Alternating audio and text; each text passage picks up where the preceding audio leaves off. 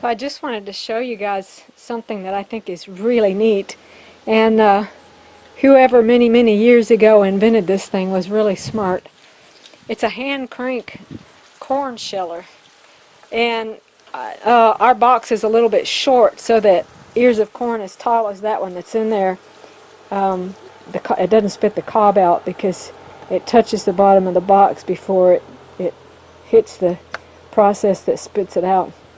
But I just finished picking some of our field corn. I haven't bush hogged it down. That first patch right in there, we picked, and I already bush hogged that down. But over there is some more that I just finished picking today, and beyond that, even if I can, I can't see too well on the little viewfinder, but anyway, I think that's it right there, is some popcorn that I've not harvested yet.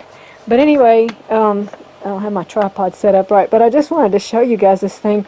I'm going to show you how it works, and I love this thing. It's so fun.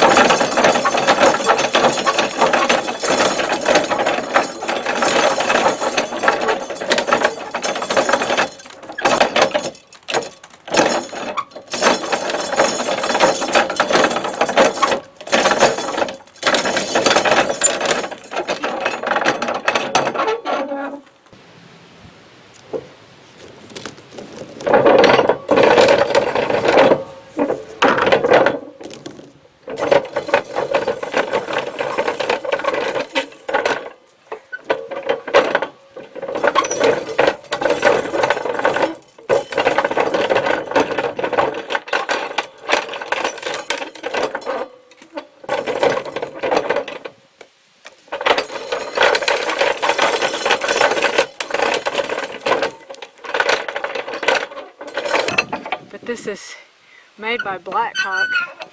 Let's see, made by A.H. Patch, Clarksville, Tennessee is where this was made. We need to make a new handle for it that kind of chews on the handle a little bit as you're spinning it. But we have the box screwed down to the porch. Otherwise, I wouldn't be able to do this by myself, because I couldn't hold the box and crank the handle at the same time. As far as level of difficulty, I don't even weigh 100 pounds, and I'm able to crank it. I mean, I'm not the strongest person in the world. I used to be pretty stout for my size, but I'm getting older. But if you can, let me just put a cob in there and I'll show you how it works, if I can get the picture. Can you see the cob coming down in there?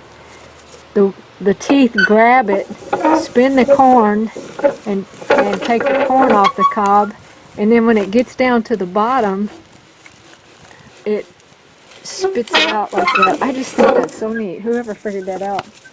And then the cobs, no, we don't use them for what you might be thinking, but they make great fire starters.